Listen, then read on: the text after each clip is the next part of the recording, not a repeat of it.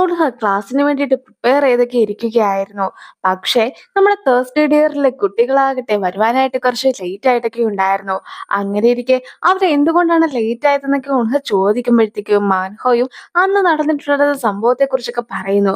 അതായത് തേഴ്സ്ഡേ ഡിയറിന്റെ പുതിയ പ്രൊഡക്റ്റ് ഒക്കെ ഏനെ ആയിരുന്നല്ലോ പ്രൊമോട്ട് ചെയ്തിട്ടുണ്ടായിരുന്നത്. സോ അതിന്റെ ഫോട്ടോഷൂട്ടിനിടയ്ക്കാകട്ടെ ഏനെ വീഴുവാനായിട്ടൊക്കെ തുടങ്ങിയ സമയത്ത് ഞങ്ങളുടെ ജീഹ്വാൻ ആയിരുന്നു അവളെ ഓടിച്ചെന്ന് പിടിച്ചിട്ടൊക്കെ ഉണ്ടായിരുന്നത്. മാത്രല്ല ബോസ് അവളെ ഹഗ് ചെയ്തിട്ടും ഉണ്ടായിരുന്നു എന്നൊക്കെ മർഹോ പറയുമ്പോഴത്തേക്കും ബോസ് ഇനിയിപ്പോൾ അവളെ കല്യാണം വല്ലതും കഴിക്കുമായിരിക്കുമോ എന്നൊക്കെ ജെയ്സോയും ചോദിക്കുന്നു. ഹോങ്കി ആകട്ടെ അവൾ നേരിട്ട് വന്നിട്ടായിരുന്നു ഈ ഒരു പ്രൊമോഷൻ ചെയ്യാമെന്നൊക്കെ ഏറ്റിട്ടുണ്ടായിരുന്നത്. അതുകൊണ്ട് തന്നെ അവൾക്ക് ബോസിനെ ഇഷ്ടമാകുവാനുള്ള സാധ്യത കൂടുതലാണെന്നൊക്കെയാണ് പറയുന്നത്. അവരങ്ങനെ അതിനെക്കുറിച്ചൊക്കെ കൂടുതലായിട്ട് സംസാരിക്കുമ്പോഴത്തേക്കും ഉൺഹയ്ക്കും അതൊക്കെ കേട്ട് നിൽക്കുവാനായിട്ട് വലിയ താല്പര്യം ഉണ്ടായിരുന്നില്ല. അതുകൊണ്ട് തന്നെ നേരെ ക്ലാസ്സിലേക്കൊക്കെ അവർ കടക്കുന്നു. എന്തായാലും നിലവിലുള്ള ഈ 4 കുട്ടികൾ എത്രത്തോളം അറിവൊക്കെ ഉള്ളവരാണെന്ന് അറിയുവാനായിട്ട് അവളും 1, 2 ചോദ്യങ്ങളൊക്കെ ചോദിക്കുന്നുണ്ട്. പക്ഷെ എല്ലാവരും ഒരുപോലെ പൊട്ടത്തരമൊക്കെ ആയിരുന്നു പറഞ്ഞിട്ടുണ്ടായിരുന്നത്. അതുകൊണ്ട് തന്നെ മാത്സിന്റെ ഒരു ക്വസ്റ്റ്യൻ ഒക്കെ ചോദിക്കുകയാണ് അവളും. ഒരു പെൺകുട്ടിയുടെ കയ്യിൽ 4 ടൊമാറ്റോസ് ഉണ്ട്. അവൾക്ക് 3 ഫ്രണ്ട്സും ഉണ്ട്. അങ്ങനെയിരിക്കെ അവളും കയ്യിലുണ്ടായിരുന്ന ടൊമാറ്റോസിന്റെ പകുതി ഫ്രണ്ട്സിന് കൊടുക്കുകയാണെങ്കിൽ അവളുടെ കയ്യിൽ മിച്ചം എത്ര ടൊമാറ്റോസ് ആയിരിക്കും ഉണ്ടാവുക എന്നൊരു ചോദ്യമൊക്കെയാണ് ഉൺഹ ചോദിച്ചത്. അവൾ എന്തൊരു നല്ല കുട്ടിയാണ്. അവൾക്കും കിട്ടിയ ടൊമാറ്റോസ് ഒക്കെ ഫ്രണ്ട്സിന് കൊടുക്കുവാനായിട്ടൊക്കെ തോന്നിയല്ലോ എന്നൊക്കെ പറഞ്ഞ് ആ കുട്ടീനെ പുകഴ്ത്തുകയായിരുന്നു 3 പേർ. പക്ഷേ മിച്ചമുണ്ടായിരുന്ന ജെയ്സോ ആകട്ടെ എന്തായാലും അവൾ കൊടുക്കുവാൻ തീരുമാനിച്ചു. അത് മൊത്തമായിട്ട് അങ്ങ് കൊടുക്കുകയാണെങ്കിൽ ആ കുട്ടികൾക്കും എന്ത് സന്തോഷാവും. അങ്ങനെ കൊടുക്കാത്തത് കൊണ്ട് തന്നെ അവൾ അത്രയ്ക്ക് നല്ല കുട്ടിയൊന്നും അല്ല എന്നൊക്കെ സംസാരിക്കുകയാണ് ജെയ്സോയും. വീണ്ടും ഈ 4 കുട്ടികളെയും ഓരോരോ കാര്യങ്ങളൊക്കെ പറഞ്ഞ് പഠിപ്പിച്ചുകൊണ്ടിരിക്കുന്ന സമയത്താണ് ചീഹോനും വീട്ടിലേക്കൊക്കെ കടന്നു വരുന്നത്. അങ്ങനെയിരിക്കെ ഞങ്ങളുടെ ബോസിനെ കുറിച്ച് 2 വാക്കിൽ എങ്ങനെയാണ് പറയുക എന്നൊക്കെ അവർ ചോദിക്കുന്ന സമയത്ത് ഉൺഹയും ഗ്യാങ്സ്റ്റർ ഷോൾഡേഴ്സ് എന്നൊരു വാക്കൊക്കെ ആയിരുന്നു അതിൽ ഉപയോഗിച്ചിട്ടുണ്ടായിരുന്നത്. അതിനുശേഷം അവളും ആ ഒരു ക്ലാസ് ഒക്കെ പൂർത്തിയാക്കുന്നു. പക്ഷെ അന്ന് രാത്രി ഉറങ്ങുവാൻ കിടന്നിട്ടുണ്ടായിരുന്ന ചീഹ്വാന് ഉറങ്ങുവാനൊന്നും സാധിക്കുന്നുണ്ടായിരുന്നില്ല. ഗ്യാങ്സ്റ്റർ ഷോൾഡേഴ്സ് എന്നാണല്ലോ ചീഹ്വാനെ കുറിച്ച് അവൾ പറഞ്ഞിട്ടൊക്കെ ഉണ്ടായിരുന്നത്. അതുകൊണ്ട് തന്നെ തന്നെ ഒരു ഗ്യാങ്സ്റ്റർ ആയിട്ടാണ് ഇപ്പോഴും അവൾ കാണുന്നതെന്നൊക്കെ പറഞ്ഞ് ആകെ വിഷമത്തിലായിരുന്നു അവനും ഉണ്ടായിരുന്നത്. ഉറങ്ങുവാൻ സാധിക്കാത്ത അവന് പുറത്തേക്കൊക്കെ ഇറങ്ങി കഴിയുമ്പോഴത്തേക്കും അവിടെ വെച്ച് ഉൺഹേനെ അവൻ കാണുന്നു. ഉൺഹേം അവനോട് ഓരോരോ കാര്യങ്ങളൊക്കെ ചോദിക്കുന്നുണ്ട്. അതായത് കുറെ നേരമായല്ലേ നീ വീട്ടിൽ നിന്ന് പുറത്തു പോയിട്ട്, നിനക്ക് ക്ഷീണം ഉണ്ടാവുകയില്ലേ? ഇന്ന് ഞാൻ ആദ്യത്തെ ക്ലാസ് ഒക്കെ എടുത്തു. അതിനെക്കുറിച്ച് നിനക്ക് അറിയുവാനായിട്ട് ആകാംക്ഷയില്ലേ? അങ്ങനെ അവൾ ഓരോരോ ചോദ്യങ്ങളൊക്കെ ചോദിക്കുന്ന സമയത്താകട്ടെ ഞാൻ എങ്ങനെയാണ് ക്ഷീണിക്കുക, ഞാനൊരു ഗാങ്സ്റ്റർ അല്ലേ, എനിക്ക് എങ്ങനെയാണ് ആകാംക്ഷയൊക്കെ ഉണ്ടാവുക, ഞാനൊരു ഗാങ്സ്റ്റർ അല്ലേ എന്നിങ്ങനെയൊക്കെ ആയിരുന്നു മറുപടി പറഞ്ഞിട്ടുണ്ടായിരുന്നത്. അവനും തെരെ തെരെ ഗാങ്സ്റ്റർ എന്ന വാക്കൊക്കെ ഉപയോഗിക്കുന്നതിനെ കുറിച്ച് അവൾ ചോദിക്കുമ്പോഴത്തേക്കും അതിനെന്താ ഇപ്പൊ കുഴപ്പം, അല്ലെങ്കിലും ഞാനൊരു ഗാങ്സ്റ്റർ അല്ലേ, അപ്പോൾ ഗാങ്സ്റ്റർ എന്ന വാക്ക് എനിക്ക് വേണ്ടി ഉപയോഗിച്ചൂടെ എന്നൊക്കെ അവൻ വീണ്ടും ചോദിക്കുകയാണ്. ഇതെല്ലാം തന്നെ അവിടെ ഉണ്ടായിരുന്ന ബാക്കി ആൾക്കാരെ കേട്ടിട്ട് അവർ രണ്ടുപേരും അടി കൂടുന്നതൊക്കെ വീണ്ടും രഹസ്യമായിട്ട് കേൾക്കുവാനായിട്ട് ശ്രമിക്കുകയായിരുന്നു. പക്ഷെ ഗാങ്സ്റ്റർ ഷോൾഡേഴ്സ് എന്ന രീതിയിൽ അവനെ കുറിച്ച് പറഞ്ഞിട്ടുണ്ടായിരുന്നത് കൊണ്ടാണ് അവൻ ഇങ്ങനെ പിണങ്ങിയൊക്കെ സംസാരിക്കുന്നതെന്ന കാര്യം അവൾക്ക് മനസ്സിലാവുകയാണ്. അതുകൊണ്ട് തന്നെ അവൾ ആകെ ചിരിച്ചിട്ട് നീ തന്നെ അതിന്റെ അർത്ഥം കണ്ടുപിടിക്കുന്നൊക്കെ പറഞ്ഞു പോകുന്നു. പിന്നീട് അവനും അതിനെക്കുറിച്ചൊക്കെ നോക്കി കഴിയുമ്പോഴത്തേക്കുമാണ് വിശാലമായിട്ടുള്ള ഷോൾഡേഴ്സ് ഒക്കെ ഉള്ള ആൾക്കാരെയാണ് ഗാങ്സ്റ്റർ ഷോൾഡേഴ്സ് എന്ന രീതിക്ക് വിളിക്കുന്നതെന്ന കാര്യമൊക്കെ മനസ്സിലാവുന്നത്. മീഹോയും ഷോപ്പൊക്കെ അടച്ച് പോകുവാനായിട്ടൊക്കെ നിൽക്കുമ്പോഴത്തേക്കുമായിരുന്നു ജൂയെ ഇങ്ങനെ കണ്ടിട്ടുണ്ടായിരുന്നത്. അതുകൊണ്ട് തന്നെ ജോയിങ്ങുമായിട്ട് ഇപ്പോൾ അവൾ ഒന്നിച്ചിരുന്ന് ഫുഡൊക്കെ കഴിക്കുന്നു. അങ്ങനെ ഇരിക്കുകയാണ് അവർ രണ്ടുപേരും പരസ്പരം കൂടുതലായിട്ടൊക്കെ അറിയുന്നത്. അവനെ കുറിച്ചൊക്കെ ചോദിക്കുന്ന സമയത്താകട്ടെ അവനും തേഴ്സ്ഡേ ഡിയറിന്റെ ഡയറക്ടർ ജനറൽ ആണെന്നും അതുപോലെ തന്നെ അവരുടെ സ്പെഷ്യൽ ആയിട്ടുള്ള ഒരു ലോയർ ആണെന്നുള്ള കാര്യമൊക്കെ അറിയിക്കുന്നു. അവളും സോക്കറൊക്കെ കളിക്കുന്ന ഒരു വ്യക്തിയാണ്. പക്ഷെ അത്ലറ്റിക്സിന്റെ കാര്യത്തിലാകട്ടെ അവർ നാഷണൽ ടീമിന് വേണ്ടി കളിക്കുകയാണെങ്കിൽ മാത്രമേ പിന്നീട് ഒരു വിജയമൊക്കെ ഉണ്ടാവുകയുള്ളൂ. പക്ഷെ അവൾക്കും അതിന് സാധിക്കാത്തത് കൊണ്ട് തന്നെ ഇപ്പോൾ ഇതുപോലെ മുടിവെട്ടുന്ന ഒരു ഷോപ്പൊക്കെ നടത്തി മുന്നോട്ട് പോകുന്നു എന്നൊക്കെയാണ് അവളും പറയുന്നത്. എനിക്ക് പഠിത്തത്തിലൊക്കെ മുന്നോട്ട് പോകുവാനായിട്ട് സാധിക്കാതിരുന്ന സമയത്താകട്ടെ എന്നെ സഹായിച്ചിട്ടുണ്ടായിരുന്നത് ജീഹ്വാനാണ്. ജീഹ്വാൻ നൽകിയ പണം കൊണ്ടാണ് ഞാനും അഡ്വക്കേറ്റ് ഒക്കെ ആയിട്ട് മാറിയത്. അതുകൊണ്ട് തന്നെ ആ ഒരു കടമൊക്കെ എനിക്ക് വീട്ടേണ്ടതായിട്ടുണ്ടെന്നൊക്കെ അവൻ പറയുമ്പോഴാകട്ടെ ഒരു പക്ഷേ ജീഹ്വാൻ നിനക്ക് വേണ്ടി പണം മുടക്കിയിട്ടുണ്ടായിരുന്നത് നീ അത് തിരിച്ചു തരണമെന്ന് വിചാരിച്ചിട്ടായിരിക്കുകയില്ല. മറിച്ച് ജീഹ്വാന്റെ ജീവിതത്തിൽ നീ എപ്പോഴും കൂടെ ഉണ്ടായിരിക്കണമെന്ന് വിചാരിച്ചിട്ടായിരിക്കുമെന്നൊക്കെ മീഹോയ് പറയുകയാണ്. അവരും അങ്ങനെ ഫുഡൊക്കെ കഴിച്ചിട്ട് അടുത്ത കടയിലേക്ക് വർത്താനമൊക്കെ പറഞ്ഞ് നടന്നു പോകുന്ന സമയത്താകട്ടെ ഒരു കടയിലുണ്ടായിരുന്ന സ്ത്രീ കയ്യിലുണ്ടായിരുന്ന വെള്ളമൊക്കെ വെളിയിലേക്ക് വലിച്ചെറിയുന്നു. പക്ഷെ അതാകട്ടെ നമ്മുടെ ഈ രണ്ടുപേരുടെ മേത്തേക്കൊക്കെ ആയിരുന്നു വീണിട്ടുണ്ടായിരുന്നത്. അങ്ങനെ ഇരിക്കെയാണ് തൊട്ടടുത്തുണ്ടായിരുന്ന ഒരു ഹോട്ടലൊക്കെ കാണിക്കുന്നത്. പിറ്റേ ദിവസം രാവിലെ ആകട്ടെ നമ്മുടെ ജിഹ്വാനെ കാണിക്കുമ്പോഴത്തേക്കും ജിഹ്വാനും വളരെ ആക്റ്റീവായിട്ട് ഓരോരോ എക്സർസൈസ് ഒക്കെ ചെയ്യുകയാണ്.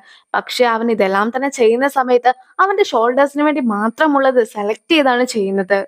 അത് മറ്റൊന്നും കൊണ്ടും ആയിരുന്നില്ല. ഓൺഹ അവന്റെ ഷോൾഡേഴ്സിനെയൊക്കെ പുകഴ്ത്തി സംസാരിച്ചിട്ടുണ്ടായിരുന്നല്ലോ. അതുകൊണ്ടാണ്. മാത്രമല്ല അവനും കുറെ അധികം സെർച്ച് ചെയ്ത് നോക്കിയ സമയത്താകട്ടെ ആണുങ്ങൾക്ക് ഇങ്ങനെയുള്ള ഷോൾഡേഴ്സ് ഉള്ളതാണ് പെണ്ണുങ്ങൾക്ക് കൂടുതൽ ഇഷ്ടമെന്ന രീതിക്കൊക്കെ കണ്ടിട്ടുണ്ടായിരുന്നത് കൊണ്ട് തന്നെ അവൾ പറഞ്ഞ രീതിക്ക് ഈ ഒരു ഷോൾഡേഴ്സ് ഒക്കെ മെയിൻറ്റെയിൻ ചെയ്യുവാനായിട്ടാണ് അവനും ശ്രമിക്കുന്നത്.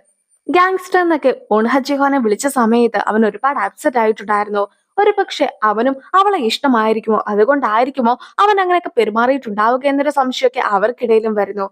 നമ്മളാകട്ടെ ഇനി മുതൽ അവളെ സിസ്റ്റർ ഇൻ ലോ എന്ന രീതിക്കൊക്കെ വിളിക്കണോ എന്നാണ് മാൻഹോയും ചോദിക്കുന്നത്. ഇതേ കാര്യം തന്നെയാണ് ജെയ്സോയ്ക്കും ജിഹ്വാൻ എക്സസൈസ് ഒക്കെ ചെയ്തുകൊണ്ടിരുന്നപ്പോ തോന്നിയിട്ടുണ്ടായിരുന്നത്. അതുകൊണ്ട് തന്നെ അവനും ജിഹ്വാനെ കെട്ടിപ്പിടിച്ചതിന് ശേഷം ഞാൻ ഈ വിവാഹത്തിന് ഒരിക്കലും സമ്മതിക്കുകയില്ല എന്നൊക്കെ പറഞ്ഞ് നിൽക്കുന്നു.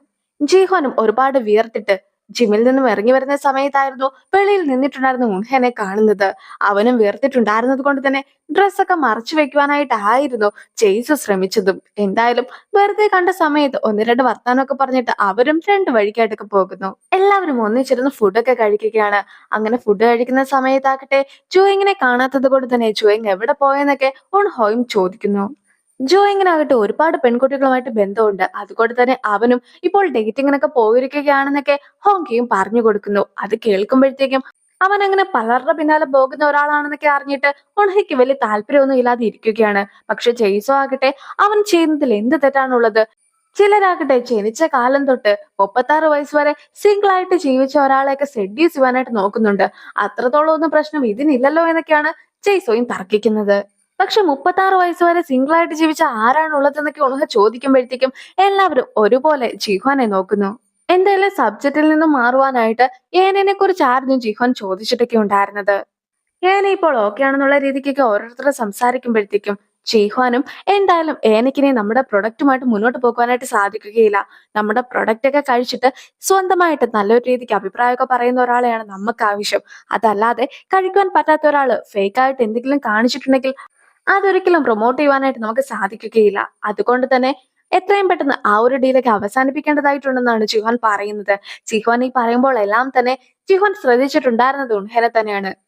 ഇനി ഉൺഹയും ഒരു ഫ്രണ്ടിനെ കാണുവാനുണ്ടെന്നൊക്കെ പറഞ്ഞ് പോവുകയാണ്. അതേസമയം ജിഹ്വാൻ ആകട്ടെ ഫുൾ ടൈം എയറും പിടിച്ച് ഷോൾഡേഴ്സ് ഒക്കെ ശ്രദ്ധിക്കുന്ന രീതിക്കായിരുന്നു നടന്നിട്ട് പോലും ഉണ്ടായിരുന്നത്. ഉൺഹ കാണുവാനായിട്ട് പോയിട്ടുണ്ടായിരുന്ന ആ ഒരു ഫ്രണ്ട് ഹ്യുനുവ ആയിരുന്നു. സോ ഹ്യുനുവിന്റെ കൂടെ ഇരിക്കുന്ന സമയത്ത് സീറ്റ് ബെൽറ്റ് ഇടുവാനായിട്ട് ബുദ്ധിമുട്ടൊക്കെ തോന്നുമ്പോഴത്തേക്കും ഹ്യുനു അവളെ സഹായിക്കുവാനായിട്ടൊക്കെ തുടങ്ങുന്നുണ്ട്. പക്ഷെ അപ്പോഴായിരുന്നു തൊട്ട് പിറകിലുണ്ടായിരുന്ന സീറ്റിൽ ജിഹ്വാൻ ഇരിക്കുന്നതായിട്ടൊക്കെ അവൾക്ക് തോന്നിയിട്ടുണ്ടായിരുന്നത്. പക്ഷെ പിന്നീട് അതൊക്കെ വെറും തോന്നൽ മാത്രമായിരുന്നു എന്നൊക്കെ അവൾ മനസ്സിലാക്കുന്നുമുണ്ട്. മീഹോയും വീട്ടിലേക്കൊക്കെ എത്തിയിരിക്കുകയാണ്. പക്ഷെ അവൾ ആകെ മൂഡ് ഓഫ് ആയിട്ട് ഫുഡൊക്കെ കഴിക്കുവാൻ പോലും മടിച്ചിരിക്കുന്നതൊക്കെ കാണുമ്പോഴത്തേക്കും അവളും ഇന്നലെ രാത്രി ഏതോ ഒരു ആണിന്റെ ഒപ്പം ആയിരുന്നു എന്ന കാര്യമൊക്കെ അച്ഛനും മനസ്സിലാകുന്നു. യഥാർത്ഥത്തിൽ തലേദിവസം രാത്രി ജൂയിങ്ങും മിഹോയും കൂടി ഒന്നിച്ച് അടുത്തുണ്ടായിരുന്ന ഒരു ഹോട്ടലിലൊക്കെ കയറുകയും അതുപോലെ തന്നെ നടക്കുവാൻ പാടില്ലാത്ത പല കാര്യങ്ങളും സംഭവിക്കുകയും ചെയ്തിട്ടുണ്ടായിരുന്നു. അതുകൊണ്ട് തന്നെ ഇപ്പോൾ അതൊക്കെ ഓർത്ത് ആകെ വിഷമിച്ചിരിക്കുകയാണ് അവളും. ഇനി ജോയിങ്ങിനെ കാണിക്കുമ്പോഴത്തേക്കും ജോയിങ്ങും അതിനെക്കുറിച്ചൊക്കെ ആയിരുന്നു ആലോചിച്ചിരുന്നത്. എങ്കിൽ പോലും ജിഹ്വാൻ എത്തി കഴിയുമ്പോഴത്തേക്കും വർക്കിനെ കുറിച്ചൊക്കെ ആയിരുന്നു ആലോചിച്ചുകൊണ്ടിരുന്നതെന്നാണ് ജോയിങ്ങും പറയുന്നത്. നേരത്തെ തന്നെ നമ്മൾ ഡ്രഗ് അഡിക്റ്റ് ആയിട്ടുണ്ടായിരുന്ന ടേക്കിനെ കുറിച്ച് സംസാരിച്ചിട്ടുണ്ടായിരുന്നല്ലോ. സോ ടേക്കിനെ ഇതുവരെയായിട്ടും ഒരു സ്ഥലത്ത് വെച്ചും ആരും കണ്ടിട്ടില്ല. അതുകൊണ്ട് തന്നെ യാങ് അവനെ എവിടെയോ ഒളിപ്പിച്ചു വെച്ചിരിക്കുകയാണെന്നുള്ള കാര്യമൊക്കെ ജീഹ്വാനും മനസ്സിലായിട്ടുണ്ട്. ജീഹ്വാനും അതിനെക്കുറിച്ചൊക്കെ ജുവേങ്ങിന്റെ അടുത്ത് പറയുമ്പോഴത്തേക്കും ആ ഒരു തായ്ലൻഡുകാരിനെ നമ്മുടെ ഒരാൾ ഫോളോ ചെയ്തുകൊണ്ടിരിക്കുകയാണ്. അതുകൊണ്ട് തന്നെ അവൾ എവിടെ പോകുന്നുണ്ടെന്നുള്ള ഡീറ്റെയിൽസ് ഒക്കെ നമുക്ക് ലഭിക്കും. അതുവഴി ടേക്കിനെയും കണ്ടെത്തുവാനായിട്ട് സാധിക്കുമെന്നൊക്കെയാണ് ജുവേങ്ങും പറയുന്നത്. ഉൺഹ വീട്ടിലേക്ക് എത്തുവാനായിട്ട് വൈകുന്നത് കൊണ്ട് തന്നെ അതിന്റെ ഒരു ടെൻഷനൊക്കെ ജീഹ്വാനും ഉണ്ടായിരുന്നു. അതുകൊണ്ട് തന്നെ അവരും തെരെ തെരെ വാതിൽക്കൽ വന്ന് അവൾ വന്നിട്ടുണ്ടോ എന്നൊക്കെ ചെക്ക് ചെയ്യുന്നു. ഹ്യുനുവും ഒരു കടയിനെ കുറിച്ചൊക്കെ ഒരുപാട് സംസാരിക്കുകയാണ്. അവിടെ ഉണ്ടാക്കുന്ന ഒരു പ്രത്യേക ഡിഷ് വളരെയധികം നല്ലതാണെന്നൊക്കെ പറഞ്ഞ് അവൻ അതിനെക്കുറിച്ച് പുകഴ്ത്തിയതിനു ശേഷം ഒടുവിൽ കടയിലൊക്കെ എത്തി കഴിയുമ്പോഴത്തേക്കും ആ ഒരു കടയൊക്കെ അടച്ചിട്ടിരിക്കുകയായിരുന്നു. എല്ലാ ദിവസവും തുറക്കുന്ന ആ ഒരു കട അന്ന് മാത്രം അടച്ചിട്ടത് കൊണ്ട് തന്നെ എന്തായാലും ഇതുപോലെ പോയി നമുക്ക് അടുത്തൊരു കടയിലേക്ക് പോകാമെന്ന് പറഞ്ഞ് മറ്റൊരു കടയിനെ കുറിച്ചും കൂടുതലായിട്ടൊക്കെ വർണ്ണിച്ച് ഒടുവിൽ ആ കടയിലെത്തി കഴിയുമ്പോഴത്തേക്കും ആ കട കൂടെ അടച്ചിട്ടിരിക്കുന്ന ഒരു കാഴ്ചയാണ് അവൻ കാണുന്നത്. അങ്ങനെ ഇരിക്കെ അവൻ വീണ്ടും മറ്റൊരു കടയിനെ കുറിച്ച് സംസാരിച്ച് അവിടെ ചെല്ലുമ്പോഴത്തേക്കും ആ കടയും അടച്ചിട്ടുണ്ടായിരുന്നു. അങ്ങനെ അവൻ ഏതൊക്കെ കടയുടെ മുമ്പിൽ എത്തിയെങ്കിലും ആ ഒരു കട എല്ലാം തന്നെ അടച്ചിട്ടുള്ളത് കൊണ്ട് തന്നെ അവളും തൊട്ടടുത്തുള്ള ചെറിയൊരു കടയിലൊക്കെ കേറാൻ തീരുമാനിക്കുന്നു. വെറൈറ്റി ഫുഡ് തപ്പി ആയിരുന്നു അവർ പോയിട്ടുണ്ടായിരുന്നെങ്കിലും സ്ഥിരം കഴിക്കുന്ന ഫുഡൊക്കെ ആയിരുന്നു അവർക്ക് അവിടെ നിന്നും കഴിക്കേണ്ടതായിട്ട് വന്നിട്ടുണ്ടായിരുന്നത്. എന്തായാലും സ്വീറ്റ് പൊട്ടറ്റോ ഒക്കെ കൊടുക്കുന്ന സമയത്താകട്ടെ അത് രണ്ടായിട്ട് ഒടിച്ചിട്ട് അതിലെ വലിയ ഭാഗമൊക്കെ അവനും അവൾക്ക് വേണ്ടി നൽകുകയാണ്. അത് കാണുമ്പോഴത്തേക്കും ഇതേ സന്ദർഭം പണ്ടുണ്ടായതിനെ കുറിച്ചും അവൾ ഓർക്കുന്നു. എന്തായാലും അവനുമായിട്ട് കൂടുതലൊക്കെ സംസാരിക്കാമെന്നായിരുന്നു വിചാരിച്ചിട്ടുണ്ടായിരുന്നെങ്കിൽ പോലും ആ ഒരു സമയത്ത് അവനും മറ്റൊരു കോളൊക്കെ വരുന്നു. ഡ്രഗ് അഡിക്റ്റ് ആയിട്ടുള്ള ടേക്ക് ഉണ്ടല്ലോ, ടേക്കിന്റെ സഹോദരിയെ കാണാനില്ല എന്നൊക്കെ പറഞ്ഞിട്ടായിരുന്നു ആ ഒരു കോള്. അപ്പോൾ ഈ ഒരു സീനോട് കൂടി ഈ വീഡിയോയും അവസാനിപ്പിക്കുന്നു. അടുത്തൊരു വീഡിയോ ആയിട്ട് ഇത്രയും വേഗം കാണാം. ബൈ.